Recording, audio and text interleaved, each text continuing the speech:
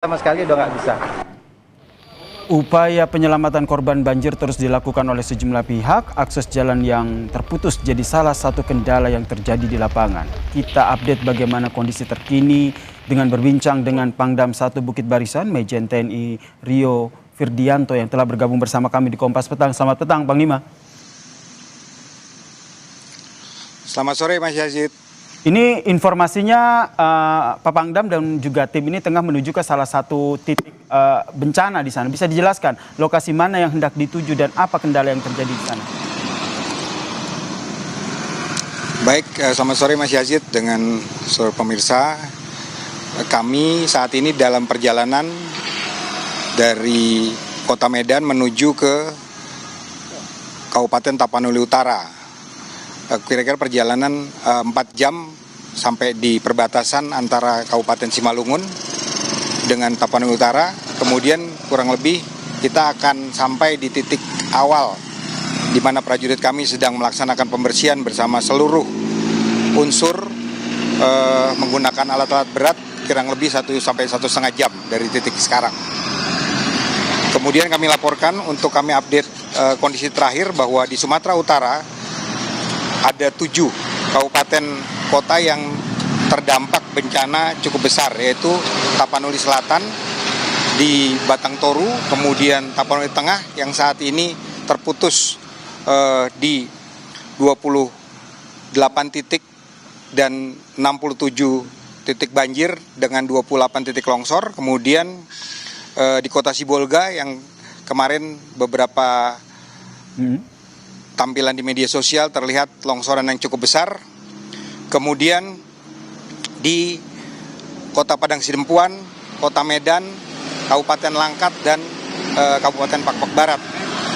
Kemudian saat ini setelah kita bisa terhubung dengan Kabupaten Tapanuli Tengah, update korban meninggal dunia mencapai 116 orang, Mas Yazid. Ini Kemudian informasi terbaru ya?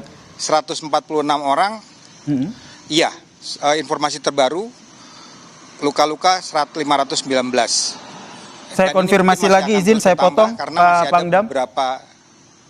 Ini jumlah korban meninggal dunia ini ya, untuk Sumatera Utara saja atau untuk semua provinsi? Ada Aceh, Sumatera Barat, dan juga Sumatera Utara? Hanya di Sumatera Utara saja, Mas Yazid. Baik. Barusan kami sudah bisa terhubung dengan sebagian Kabupaten Tapanuli Tengah karena kemarin terputus total. Dilaporkan ada tambahan korban meninggal dunia sehingga di wilayah Sumatera Utara saat ini terlaporkan 116 korban meninggal dunia, kemudian 146 orang hilang, kemudian 519 orang yang luka-luka. Kemudian Pak Pangdam, 146 orang yang masih dinyatakan hilang. Kemudian tadi juga sudah dapat informasinya dari lapangan. Kira-kira nanti apa rencana yang nantinya dilakukan oleh TNI yang juga bergabung dengan tim lain untuk melakukan proses pencarian dan juga membantu para korban?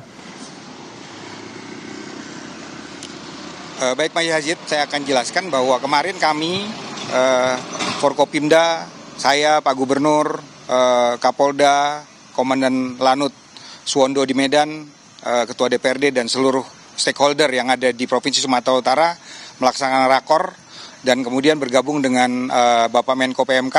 Setelah itu Pak Gubernur menyampaikan atau menyatakan keadaan darurat untuk di wilayah Provinsi Sumatera Utara selama 14 hari ke depan. Kemudian kami dari TNI melaporkan ke Mabes TNI, baik TNI Angkatan Darat, Angkatan Udara, dan Angkatan Laut.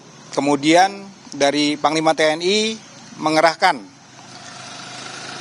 1 unit heli Mi-17 dan 1 unit heli Bel 412. Ini bantuan dari Mabesat, dari Bapak Kasat. Kemudian dari TNI AU 1 unit Karakal di Pinang Sori, Sibolga. Kemudian 1 unit Karakal di Lanut Suwondo Medan dan 1 Hercules ada di Pinang Sori di Sibolga. Kemudian kami juga berkoordinasi dengan BNPB, Basarnas dan BMKG serta seluruh stakeholder untuk melaksanakan penyelamatan dan evakuasi pengungsi. Hari ini yang akan kita tinjau pertama atau kita bergabung dengan seluruh prajurit dan stakeholder yang sedang membuka jalan menuju ke Tapanuli Tengah sampai dengan Sibolga, ini sudah ada 6 alat berat dari TNI AD 1, kemudian 5 dari pemerintah provinsi. Baik. Ini sedang bekerja cukup panjang karena ada 28 titik yang longsor, terputus, dan jalannya amblas. Demikian, Mas. Kendala yang dihadapi oleh tim gabungan ini seperti apa yang didapatkan dari lapangan? Kendala yang paling kami hadapi pertama masalah komunikasi, karena memang komunikasi dengan titik-titik yang putus longsor dan tidak bisa dilalui itu adalah mereka tidak bisa mengakses internet ataupun berhubungan komunikasi via telepon, sehingga kita terus berusaha membuka jalan. Sesekali ada mereka yang bisa mendapat sinyal karena ada pengiriman Starlink dari pemerintah provinsi, dari kami TNI AD, TNI Angkatan Udara, kemudian juga ada bantuan saya dengar dari Bapak Presiden melalui Sekretaris Kabinet yang dikirim ke Sibolga, itu yang membuat kita sudah mulai bisa berkomunikasi. Walaupun titik-titik yang belum terbuka, belum terhubung, itu masih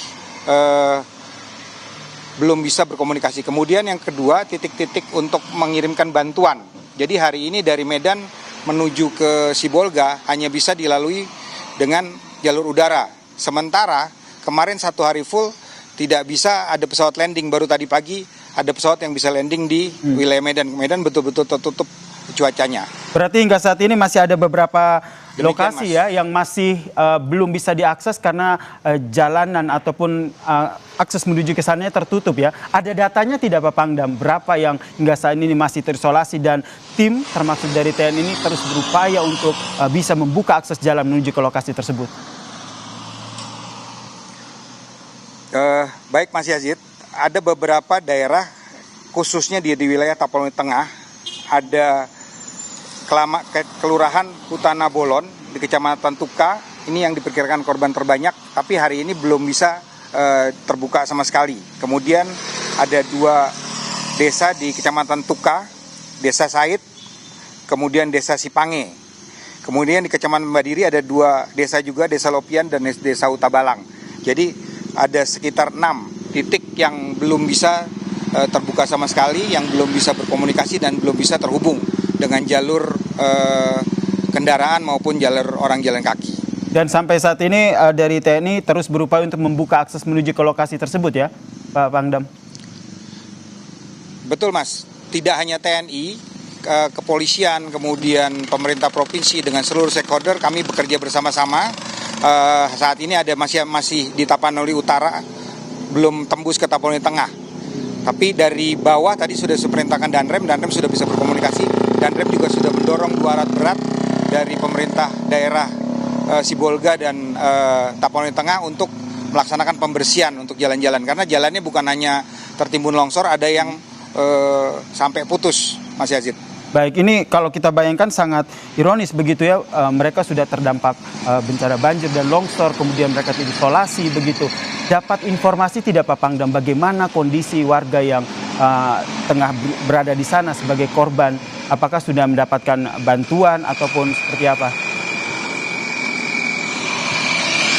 Sementara ini kami sudah mendapat update informasi dari daerah-daerah yang terbuka. Secara umum mereka masih punya, karena memang baru 1-2 hari ini betul-betul tertutup, jadi masih punya cadangan makanan untuk di rumah masing-masing. Tapi kalau misalnya tertutup mungkin sampai dengan 1 minggu atau beberapa hari ke depan, ini akan cukup rawan. Makanya saya sudah berkoordinasi dengan Komandan Lanut Suwondo di Medan, dengan Kapolda, dengan Pak Gubernur.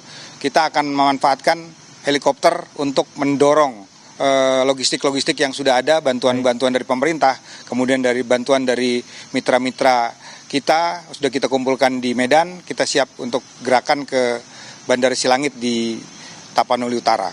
Baik, terima kasih Pak Pangdam 1 Bukit Barisan, Majen TNI Rio Firdianto. Doa kami senantiasa menyertai tim TNI dan juga tim gabungan lainnya ya dalam proses penyelamatan dan juga bantuan untuk para korban.